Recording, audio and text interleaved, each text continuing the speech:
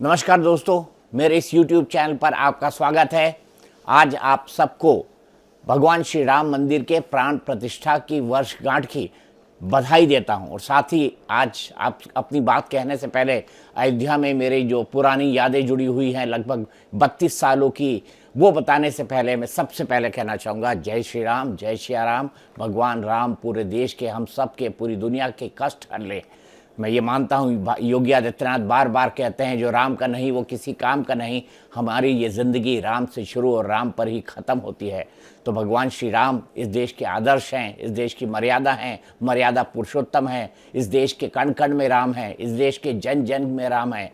और भगवान राम की जो मर्यादा पुरुषोत्तम की छवि है वो ही हमें सिखाती है कि कैसे हमको दोस्तों के प्रति होना चाहिए, कैसे उन लोगों के प्रति होना चाहिए जो अधर्मी हैं, विधर्मी हैं, कैसे उन लोगों के प्रति होना चाहिए जो आपके भाई बंधु हैं, सखा हैं। इसीलिए उनके बारे में कहा जाता है रघुकुल रीत सदा चली आई, प्राण जाए पर वचन न जाए। आपको याद है 22 जनवरी को भगवान श्री राम मंदिर की भव्य प्राण प्रतिष्ठा हुई थी। लेकिन आपको लग रहा होगा कि आज तो 11 जनवरी है, लेकिन हिंदू तिथि के अनुसार आज ही ये वर्षगांठ होती है। इसीलिए आज जो श्री राम जन्मभूमि से जुड़ा हुआ ट्रस्ट है उसने 3 दिन के विशेष आयोजन किए हैं। आज इस पूरे के पूरे मंदिर के शिल्पकार प्रधानमंत्री नरेंद्र मोदी और योगी आदित्यनाथ दोनों ने इस दिन को, इस ऐतिहासिक दिन को याद किया जब 500 साल की गुलामी की जंजीरों को तोड़कर हमने भगवान श्री राम मंदिर के भव्य प्राण प्रतिष्ठा कराई थी। खुद प्रधानमंत्री मोदी ने कैसे याद किया, इसे मैं पहले दिन से ही कह रहा हूँ, इसे राम मंदिर नहीं कहा जाए, इसे राष्ट्र मंदिर कहा जाए। क्या बदलाव आया है अयोध्या में इस मंदिर बनने के कारण, ये देखिए। इससे पहले देखिए भगवान श्री राम के भव्य मंदिर की प्राण प्रतिष्ठा को लेकर आज प्रधानमंत्री मोदी ने क्या ट्वीट किया। ये कैलेंडर पर लिखी एक तारीख नहीं, ये एक नए काल चक्र का उद्गम है।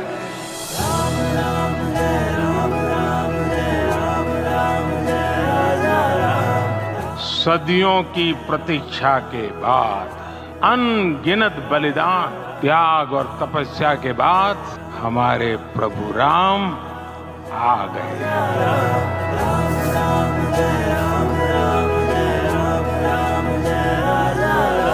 सर्वे भवन्तु सुखिनः, ये संकल्प हम सदियों से दोहराते आए। उसी संकल्प को राम मंदिर के रूप में साक्षात आकार मिला है। तुझसे ही तो है शक्ति मेरी रामा। ये मंदिर मात्र एक देव मंदिर नहीं है, ये भारत की दृष्टि का, भारत के दर्शन का, भारत के दिग्दर्शन का मंदिर है। तुझ में ही तो है भक्ति मेरी, तुझसे ही तो है शक्ति मेरी। ये राम के रूप में राष्ट्र चेतना का मंदिर है। ये भव्य राम मंदिर साक्षी बनेगा भारत के उत्कर्ष का, भारत के उदय का। ये भव्य राम मंदिर साक्षी बनेगा भव्य भारत के अभ्युदय का, विकसित भारत का।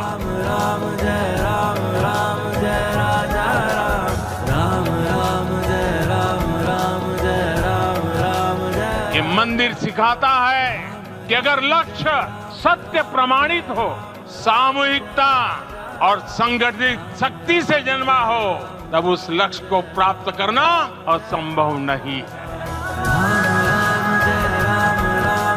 गुलामी की मानसिकता को तोड़कर उठ खड़ा हो राष्ट्र, अतीत के हर दंश से हौसला लेता हुआ राष्ट्र ऐसे ही नव इतिहास का सृजन करता है। सियावर रामचंद्र की जय। यह भी एक हकीकत है कि अयोध्या का विकास 2017 के बाद से ही शुरू हुआ। मंदिर बनने का निर्णय 5 अगस्त 2020 को प्राण प्रतिष्ठा की गई। 2019 में इसके बारे में सुप्रीम कोर्ट का, सर्वोच्च अदालत का फैसला आया। 5 अगस्त 2020 को प्राण प्रतिष्ठा हुई। और उससे पहले जब से योगी आदित्यनाथ आए थे, अयोध्या का सतत विकास हो रहा था। वहाँ पर भव्य दीपावली मनाई जा रही थी, वहाँ सड़कों को बड़ा किया जा रहा था, मार्गों का चौड़ीकरण किया जा रहा था, सजावट की जा रही थी। आज अयोध्या जो है एक प्रमुख तीर्थ नगरी बनकर उभरी है। इसमें जितना योगदान प्रधानमंत्री नरेंद्र मोदी का है, आरएसएस और बीजेपी और वीएचपी का मंदिर आंदोलन का है, उतना ही मुख्यमंत्री योगी का, क्योंकि उन्होंने ही इस काम की शुरुआत की थी 2017 में सरकार बनने के बाद। और संयोग देखिए, या भगवान की इच्छा कहिए, या हरी इच्छा, या भगवान श्री राम की इच्छा कहिए, कि आप देखिए 2020 के अंदर भूमि पूजन होता है और 2022 के अंदर इसकी 2024 के अंदर इसकी प्राण प्रतिष्ठा हो जाती है। ये भूमि पूजन 2020 के अंदर हुआ था। इसके बाद बहुत कम समय में प्रथम तल का पूरा लोकार्पण हो गया और राम मंदिर ने अब अयोध्या की ज़िंदगी और उत्तर प्रदेश की इकोनॉमी को पूरी तरह से बदल दिया है। आज उन लोगों के मुंह पे एक करारा तमाचा है जो ये कहा करते थे कि इससे विकास नहीं आएगा। आज क्या हुआ है अयोध्या के अंदर? छोटे छोटे जो समोसे कचौड़ी की दुकानें थी, जो हलवाई थे, उन्होंने अपने बड़े बड़े रेस्टोरेंट खोल लिए हैं। आज प्रसाद की दुकानें जो हैं वो कई गुना बढ़ गई हैं। आज वहाँ पर जो ट्रांसपोर्ट सिस्टम है और वहाँ के लोग जो हैं अयोध्या दर्शन करा के, सरयू के दर्शन करा के, यहाँ के दर्शन करा के, अयोध्या में पिछले 1 साल में 1200 होटल बने हैं। ऐसे ही अनगिनत सैकड़ों रेस्टोरेंट वहाँ पर खुले हैं। 13,000 करोड़ टूरिस्ट 1 साल के अंदर अयोध्या में आए हैं। 13,000 करोड़ और 15,000 करोड़ इन्होंने खर्च किए हैं। ये सरकार का अधिकृत आंकड़ा है। अब आप देखिए, जो लोग कहा करते थे ना भगवान श्री राम का मंदिर बन जाएगा, इससे क्या आर्थिक विकास होगा, ये आर्थिक विकास है। आज धर्माटन या धार्मिक पर्यटन, इसको मैं शब्द मैंने गलत इस्तेमाल किया कि 15,000 करोड़ रुपए खर्च हुए और 13 करोड़ टूरिस्ट आए। मैं ऐसा कहूँगा कि 13 करोड़ तीर्थ यात्री आए। 5 लाख, रिकॉर्ड 5 लाख लोगों ने 1 जनवरी को दर्शन किए हैं नववर्ष के उपलक्ष्य में। क्या ये विकास नहीं है? भगवान राम के इस भव्य मंदिर ने अयोध्या और इसके आसपास जो पूरा अवध क्षेत्र है, इसकी पूरी की पूरी इकोनॉमी को बदल दिया है।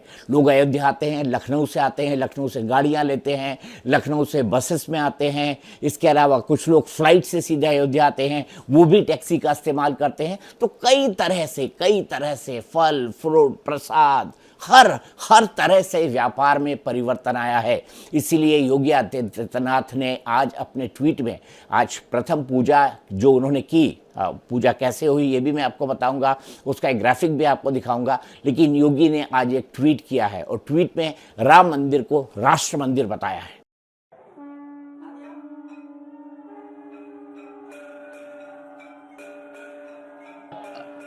रामाय रामभद्राय रामचंद्राय वेदसे रघुनाथाय नाथाय सीताय पतिये नमः। श्री रामलला भगवान की, श्री रामलला भगवान की।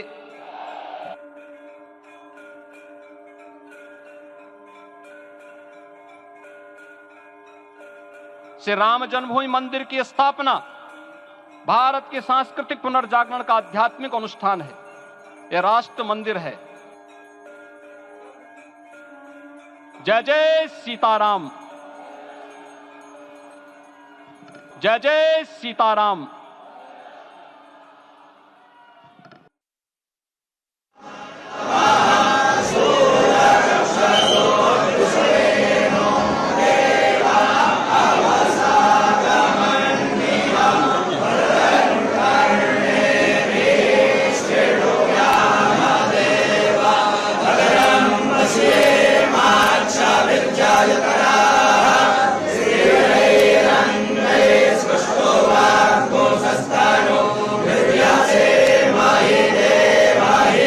तो आज किस तरीके से भगवान श्री राम का भव्य अभिषेक हुआ वो मैं आपको बताता हूँ। प्राण प्रतिष्ठा की पहली वर्षगांठ पर पंचामृत अभिषेक के बाद हुआ रामलला का श्रृंगार। हीरे का एक मुकुट लगाया गया है। पीतांबर वस्त्र उन्होंने पहने। पीतांबर वस्त्र शुभ माने जाते हैं, सनातन का प्रतीक है पीतांबर वस्त्र। तो आप पीतांबर वस्त्र में उनको देख भी रहे हैं, निहार भी रहे हैं, कितने भव्य दिखते हैं रामलला। और इसके बाद सीएम योगी ने जलाभिषेक भी किया। पंचामृत अभिषेक हुआ, उससे रामलला का श्रृंगार हुआ। उसके बाद पीतांबर वस्त्र में जड़े सोने के तार सीएम योगी आदित्यनाथ ने जलाभिषेक किया।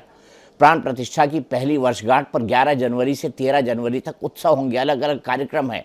पंडाल में बैठे लोगों ने श्री राम का यह भव्य पूजन देखा। श्रद्धालुओं ने जय श्री राम के नारे लगाए और भजन भी किया। दिख रहा है, मैं आपको शॉर्ट्स में लगातार दिखा रहा हूं। अभिषेक के बाद 5 पुजारियों ने रामलला का श्रृंगार किया। पुजारियों ने रामलला का पंचामृत अभिषेक किया। आप समझते हैं ना, पंचामृत, दूध, दही, गंगाजल, दूध, दही, शक्कर, घी और उसके बाद गंगाजल से स्नान। पुजारियों ने अंगद टीला के महत्व के बारे में भी बताया। क्या है अंगद टीला, वो उन्होंने बताया। हुबहू रामलला की तरह सजकर महाराष्ट्र से अयोध्या की बच्ची एक पहुंची है, उसकी तस्वीर भी मैं साथ साथ आपको दिखा रहा हूं। राजस्थान से 21 भक्तों का जत्था आया। मोदी बोले राम मंदिर विकसित भारत के संकल्प की सिद्धि में प्रेरणा बनेगा। और ये मैंने आपको दिखाया कैसे भी कहा। राम मंदिर के द्वार को विदेशी फूलों से सजाया गया है। नाचते गाते लोग राम मंदिर पहुंच रहे हैं और गजब का उत्साह है। 3 दिनों तक दर्शन पूजन की व्यवस्था और कार्यक्रमों का भी बनाया गया है चार्ट। तो आप देख सकते हैं किस तरीके से राम मंदिर नहीं राष्ट्र मंदिर, ये पूरी की पूरी बात कह के निकल के सामने आ रही है। राम मंदिर के बड़े आलोचक रहे। मैं वो ज़माना जानता हूँ। मैं 90 के दशक की शुरुआत से अयोध्या जा रहा हूँ। मैंने अपनी आंखों से राम मंदिर का पूरा आंदोलन देखा है। मैंने ये भी देखा और बड़े बड़े क्लोजली उसको फॉलो किया है पत्रकार के तौर पर। जितने भी उतार चढ़ाव अयोध्या के मंदिर आंदोलन में आए, सब मैंने अयोध्या के ग्राउंड जीरो से रिपोर्ट किए हैं। प्राण प्रतिष्ठा के दिन चूंकि मेरा को टीवी स्टूडियो के अंदर बैठना था, इसलिए मैं वहाँ नहीं पहुँच पाया। उसके बाद कुछ ऐसी परिस्थिति बनी कि मैं श्री रामलला का दर्शन नहीं कर पाया। लेकिन जल्द ही स्वस्थ होने के बाद मैं अयोध्या जरूर जाऊंगा। मैं आपको सिर्फ ये बताना और ये जताना चाहता हूं कि जो रामलला के आलोचक थे, ऐसे लोग राजनीति में आज भी बने हुए हैं। अरविंद केजरीवाल को छोड़कर इंडिया गठबंधन का कोई भी नेता आज तक रामलला के दर्शन करने नहीं गया है। क्या रामलला भारत की सांस्कृतिक धार्मिक चेतना के प्रतीक नहीं है? अगर ऐसा नहीं है तो मैं यही कहना चाहूँगा, जो राम का नहीं वो किसी काम का नहीं। और भगवान राम की ही महिमा है कि पूरी सृष्टि चल रही है, पूरा संसार चल रहा है। हम इसी को मानते हैं, सनातनी इसी को मानते हैं। सनातनियों के प्रेरणा स्रोत हैं राम भगवान। और साथ ही आदर्श पुरुष की परिकल्पना सनातन में क्या है, उसके मूर्त स्वरूप है भगवान श्री राम। तो ऐसे मर्यादा पुरुषोत्तम को जय सिया राम, जय सीताराम।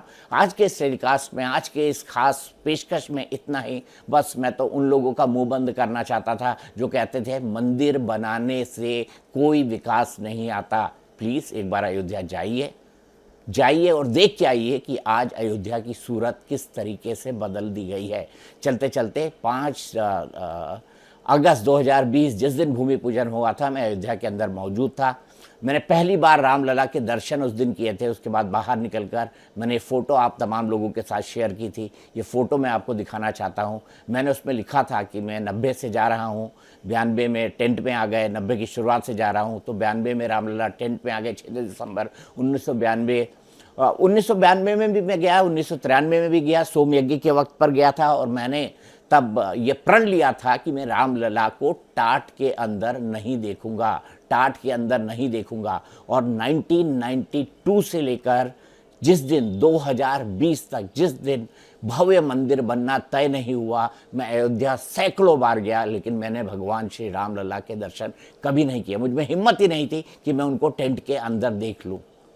तो ये जो तस्वीर है ना, ये उस दिन की है, 5 अगस्त 2020 की। और इसीलिए आपसे यही कहना चाहता हूँ कि प्लीज़ भगवान राम का नाम एक बार ज़रूर लें। हमारा दिन राम राम से शुरू होता है। हम जब पैदा होते हैं भगवान श्री राम, जय सिया राम, हमारे माता और पिता हमारे कानों के अंदर कहते हैं और भगवानों के नाम लेते हैं। और अंतिम सत्य जीवन का राम नाम सत्य ही है, जिसके साथ हमारी विदाई होती है। तो भगवान श्री राम की इस महिमा को प्रणाम। आज के इस ब्रॉडकास्ट में इतना ही। मेरे साथ जुड़े रहिए। बहुत किस्से हैं मेरे पास अयोध्या के, एक से एक बड़े किस्से सुनाऊंगा, बताऊंगा, उसको आपके साथ शेयर करूंगा। लेकिन इतना ध्यान रखिएगा मंदिर विकास लाता है, कैसे अयोध्या बदला है, कैसे उज्जैन बदला है, कैसे काशी बदला है, इसको एक बार देखिए। इसकी बीच की पीछे की इकोनॉमी को भी एक बार समझिए।